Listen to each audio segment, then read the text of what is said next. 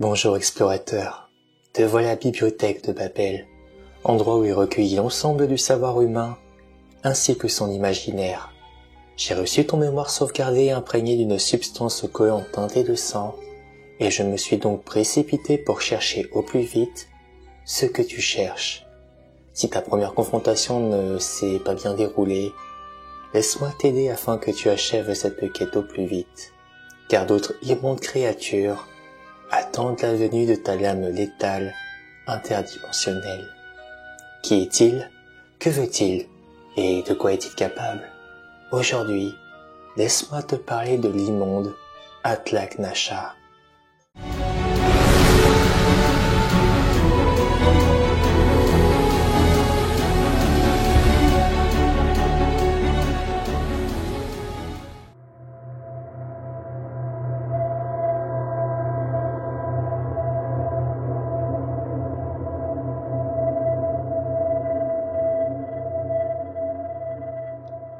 De la corruption jaillit d'horribles formes de vie, et les mornes charognards terrestres sont toujours plus habiles à les contrarier et à enfler de manière monstrueuse pour les empoisonner.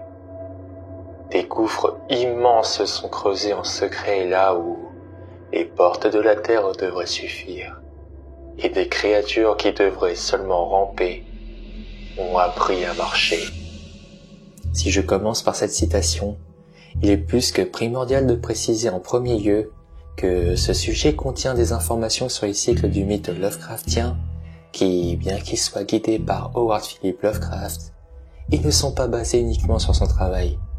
Pour être plus clair, ce sujet contient des informations du mythe étendu de Cthulhu d'après Clark Ashton Smith, qui s'était trouvé une amitié seulement littéraire avec Lovecraft et une relation amicale plus particulièrement avec Robert E. Howard, qui fut également son correspondant. Néanmoins, Smith reste à ce jour l'un des contributeurs les plus célèbres du magazine Pulp Weird Tales, et ses écrits n'étaient donc pas directement basés sur les travaux de Howard Philip Lovecraft. Ce sujet contient de ce fait des informations provenant des œuvres adjacentes du mythe, et ces thèmes ainsi que ses caractéristiques se retrouvent similaires au mythe, n'étant donc pas basés sur le travail du maître de Providence, mais généralement considérés comme faisant partie du mythe, proprement dit. La forme sombre courut vers lui avec une rapidité incroyable. Quand il s'approcha, il vit qu'il y avait une sorte de visage sur le corps d'ébène trapu, bas entre les jambes à plusieurs articulations. Le visage se leva avec une étrange expression de doute et d'interrogation, et la terreur a rampé dans les veines du chasseur audacieux alors qu'il rencontrait les petits yeux rusés qui étaient entourés de cheveux. Atlak Nacha était donc un être créé par Clark Ashton Smith pour sa nouvelle Les 7 Guises, qui fut depuis référencé et développé par August Derleth, Pauline Wilson, Brian Lumley, Lynn Carter, Lawrence J. Camford, James Obuel, Ryan Cartwright et bien d'autres. Appelé le dieu araignée ou le fileur des ténèbres, cette monstruosité arachnéide nommée Atlak Nacha ressemblait à une araignée velue noire immense et grotesque, avec un visage anthropomorphe capable d'une certaine expression humaine, possédant de petits yeux rouges bordés de cils. Il habitait sous terre, dans un réseau de grottes sous le mont Wormitadref, dans le royaume arctique aujourd'hui disparu d'Hyperborea, pour votre plus grand soulagement. Là, il tissait une grande toile sans fin reliant de nombreuses cavernes du monde souterrain, comblant ainsi pour des raisons inconnues un gouffre profond et impossible à imaginer. Si sa toile avait un but plus grand, elle était comme un pont estimé d'après des rapports anonymes à 400 mètres de long, et curieusement utilisé par des créatures ayant besoin de traverser le gouffre.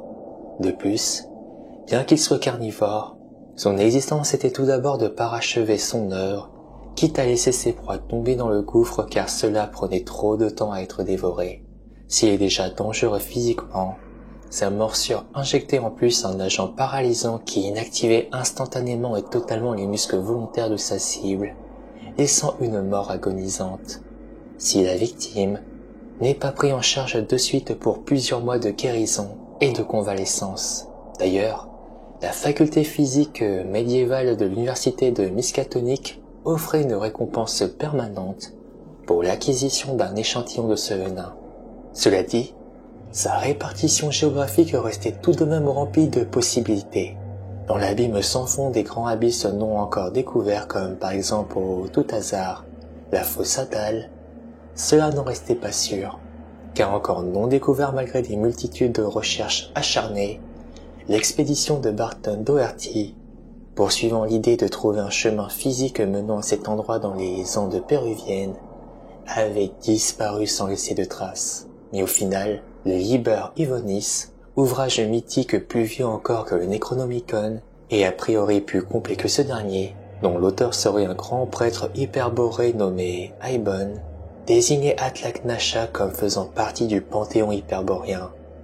Ceci s'expliqua par son ancien lieu de résidence, sous le mont Vormir-Tadref, un volcan éteint d'Hyperborée. Le grand ancien résiderait très probablement aux dernières nouvelles, en votre temps, sous le continent sud-américain.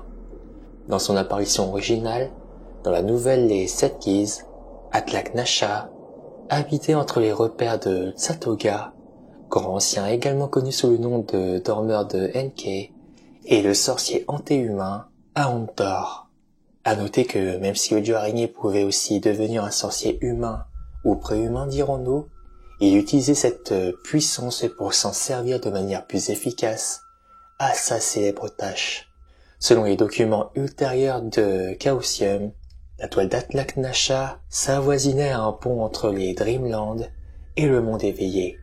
Il était suggéré par des textes anciens que lorsque son œuvre de tissage serait complète, la fin du monde se produirait en même temps.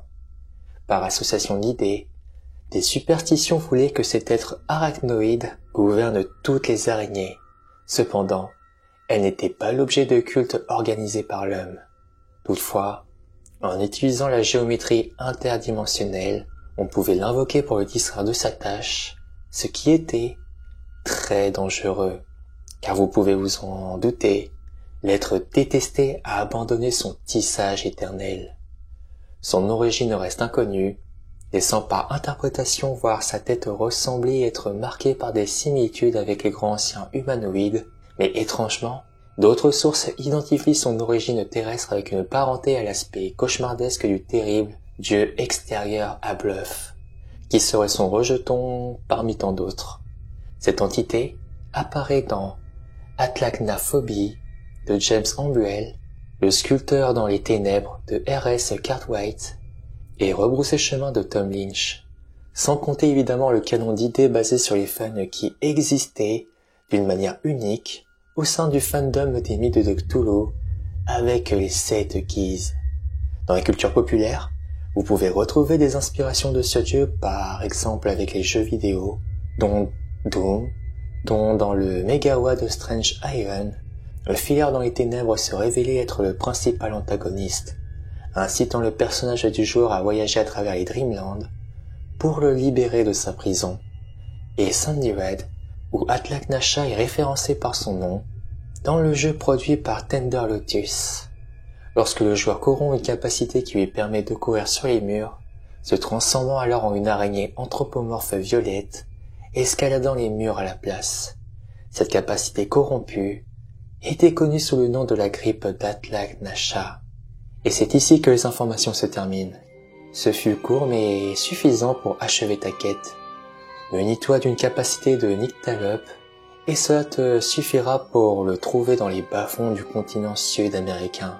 C'est amusant de savoir que tu n'y as pas pensé par toi-même. Mais après tout, qui sait quelle horrible créature tu as enchaînée avant d'arriver devant moi? Bien entendu, une fois que tu auras éliminé cette aberration, je compte sur toi pour prélever dans sa dépouille ce fameux poison.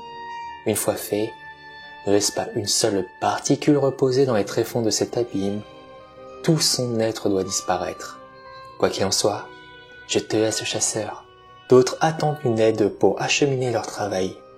Tout comme toi. Au revoir.